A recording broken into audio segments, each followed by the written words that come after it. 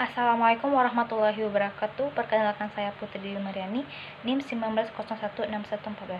Baiklah, di sini saya akan menjelaskan 5 teks yang terdapat dalam pembelajaran pada kurikulum 2013.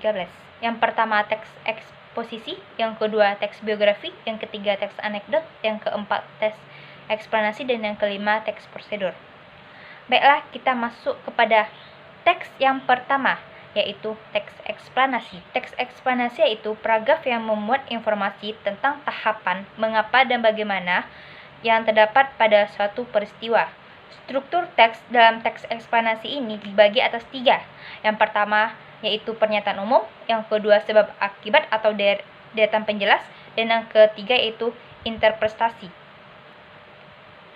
Yang pertama yaitu pernyataan umum, yang mana membuat penjelasan tentang suatu topik atau proses terjadinya peristiwa. Yang kedua itu sebab akibat, yang mana menjelaskan tentang tahapan peristiwa. Yang ketiga itu interpretasi, yang memberikan pernyataan pada teks berupa kesimpulan.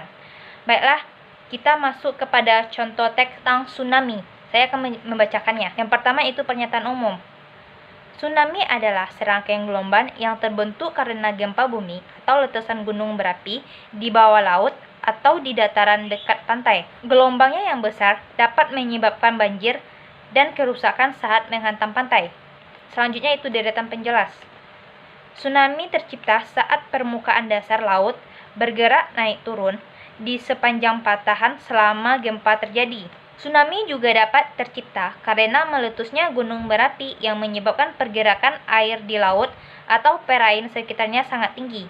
Gelombang tsunami yang terjadi di laut melaju lebih cepat daripada gelombang normal. Gelombang tersebut menyebar ke segala arah dengan ketinggian mencapai 30-50 meter dan kecepatan 800 km per jam. Ketika gelombang tsunami memasuki air dangkal, kecepatannya akan menurun dan ketinggiannya akan bertambah. Ketinggian gelombang tergantung pada bentuk pantai dan kedalamannya. Selanjutnya itu interpretasi. Semua gempa bumi dan gunung meletus dapat menyebabkan tsunami. Tsunami dapat menyebabkan kerusakan besar bagi manusia. Kerusakan paling besar ketika gelombang tsunami mengenai permukiman manusia sehingga menyeret apa saja yang dilaluinya.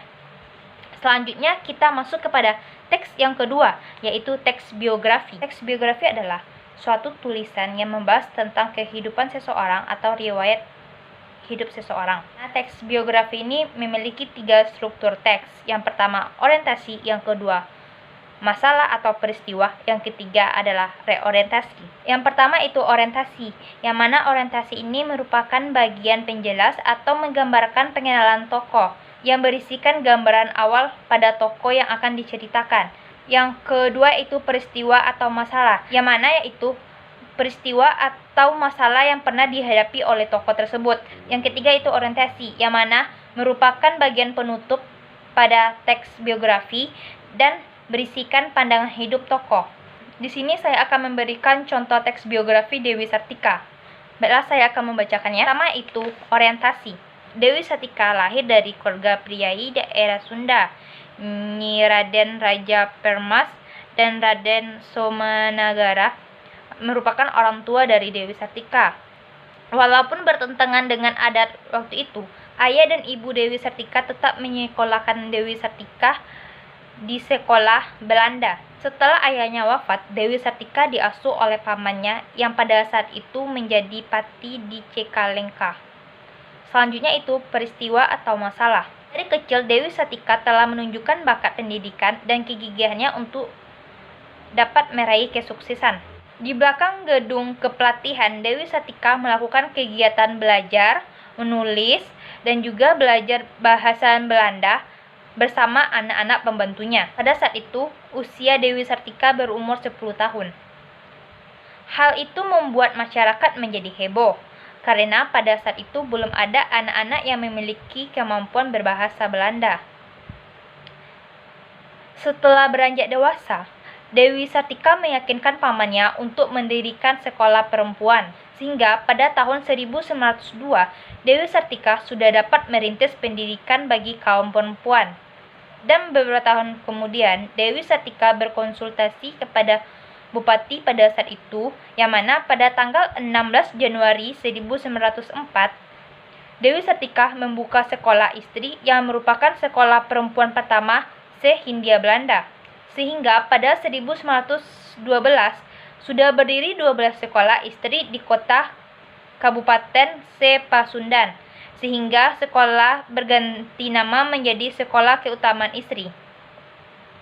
Pada bulan September 1929, Dewi Sartika mengadakan peringatan pendirian sekolah yang sudah berusia 25 tahun. Dan pada saat itu juga, sekolah berganti nama lagi menjadi Sekolah Raden Dewi. Atas jasa dalam bidang pendidikan, Dewi Sartika dianugerahi bintang jasa oleh pemerintah Hindia Belanda. Dewi Sartika meninggal pada 11 September 1947 di Tasikmalaya dan dimakamkan di Cigagadon, Desa Rahayu, Kecamatan Cineam. Selanjutnya itu kita masuk kepada reorientasi. Sudah sepantasnya kita mengenang jasa Dewi Sartika karena semangat dan jasanya untuk memperjuangkan pendidikan wanita. Tidak pantas kita melupakan jasa Dewi Sartika. Semoga dengan apa yang dilakukan oleh Dewi Sartika, wanita-wanita di Indonesia dapat memperoleh pendidikan lebih baik dan lebih cerah lagi ke depannya. Selanjutnya, kita masuk kepada teks yang ketiga, yaitu teks anekdot. Teks anekdot merupakan sebuah cerita pendek yang bersifat lucu, tetapi mempunyai maksud mengkritik. Struktur teks anekdot ini dibagi atas 7. Yang pertama yaitu abstraksi, yang kedua orientasi, yang ketiga event, yang keempat krisis, yang kelima reaksi, yang keenam kodah, dan yang ketujuh yaitu reorientasi. Yang pertama itu abstraksi. Abstraksi merupakan paragraf pertama yang berfungsi untuk memberikan suatu gambaran pada teks anekdot. Yang kedua itu orientasi. Orientasi ini merupakan gambaran suasana yang terjadi pada teks anekdot. Yang ketiga itu event, yang mana gambaran atau sudut pandang pada cerita teks anekdot. Yang keempat yaitu krisis. Krisis ini adalah masalah atau puncak masalah yang terjadi pada teks anekdot. Kelima yaitu reaksi, yang mana reaksi ini adalah cara untuk menyelesaikan masalah tersebut. Yang keenam itu koda, yang mana terjadinya perubahan pada tokoh. Yang ketujuh yaitu reorientasi, merupakan penutup dari sebuah teks dalam anekdot. Baiklah, di sini saya akan memberikan contoh teks anekdot, yaitu undang-undang sendiri yang akan saya bacakan. Suatu hari, Abdul dan Alan sedang berjalan-jalan menggunakan mobil dengan Abdul yang membawa mobilnya. Melewati perempatan jalan, lampu merah tiba. Tiba-tiba Abdul tetap menerobos karena jalannya terlihat kosong. Alan, kenapa kamu menerobos lampu merah? Kalau ada polisi bagaimana? Abdul, tenang. Kita bisa bikin undang-undang sendiri kok. Alan, kok bisa? Bukannya yang membuat undang-undang itu pemerintah dan DPR. Abdul, sebentar. Semari meminggirkan mobil dan berhenti sementara. Alan, kenapa berhenti? Abdul, mau menjawab pertanyaan kamu. Ini jawabannya. Dengan ini kita dapat membuat undang-undang sendiri, yaitu sambil mengeluarkan dompetnya. Alan, selanjutnya kita masuk kepada teks yang keempat, yaitu teks eksposisi. Teks eksposisi merupakan karangan dengan satu pokok pikiran dan paragraf yang dikembangkan dengan tujuan untuk penjelasan dan pemberian pemahaman tentang suatu hal dengan menggunakan bahasan padat, jelas, dan akurat. Selanjutnya itu struktur teks pada teks eksposisi. Yang pertama yaitu tesis, yang kedua argumentasi, dan yang ketiga yaitu penegasan ulang. Yang pertama yaitu tesis. Tesis yaitu merupakan pembukaan yang mana berisikan tentang fakta, realita, gambaran atau sudut pandang pada sebuah topik yang akan dibahas. Yang kedua itu argumentasi, yang merupakan sebuah alasan yang disertai dengan fakta-fakta atau bukti-bukti yang dapat mendukung pendapat penulis.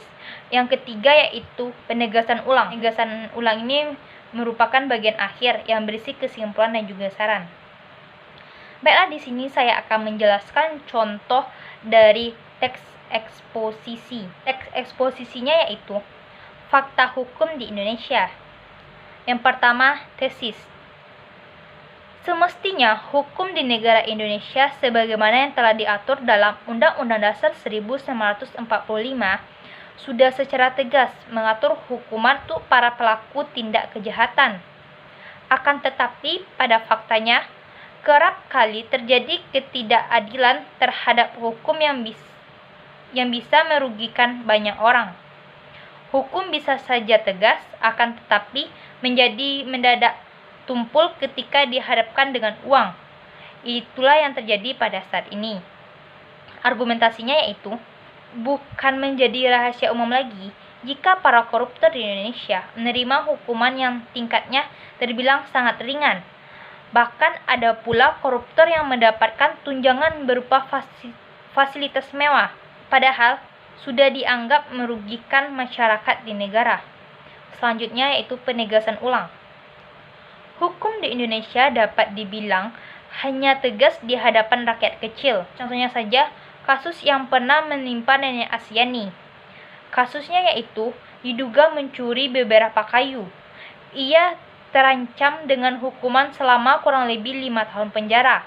Sungguh sangat ironis dan tidak adil apabila dibandingkan dengan hukuman para koruptor yang tidak sebanding dengan apa yang telah diperbuatnya terhadap negara. Selanjutnya teks kelima, yaitu teks prosedur. Teks prosedur yaitu teks yang berisi tahapan atau langkah-langkah dalam melakukan suatu hal. Selanjutnya itu kita masuk kepada struktur teks prosedur, mana struktur teks prosedur ini dibagi atas 3. Yang pertama yaitu tujuan, yang kedua material, dan yang ketiga yaitu langkah-langkah. Yang pertama yaitu tujuan. Tujuan pada teks prosedur yaitu apa tujuan kita membuat teks tersebut. Contohnya saja judul dari teks prosedur. Yang kedua itu material. Material yaitu apa bahan-bahan yang kita gunakan atau material-material apa yang kita gunakan pada saat membuat teks tersebut. Yang ketiga itu langkah-langkah, yang mana merupakan tahapan atau proses saat kita membuat teks tersebut. Baiklah, di sini saya akan memberikan contoh yang simpel yang sering kita lakukan, yaitu dengan judul membuat telur mata sapi.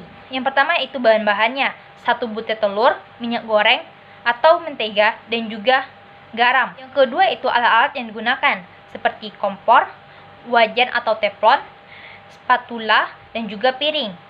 Dan selanjutnya itu langkah-langkah atau cara membuat telur mata sapi. Yang pertama, nyalakan api dengan ukuran sedang.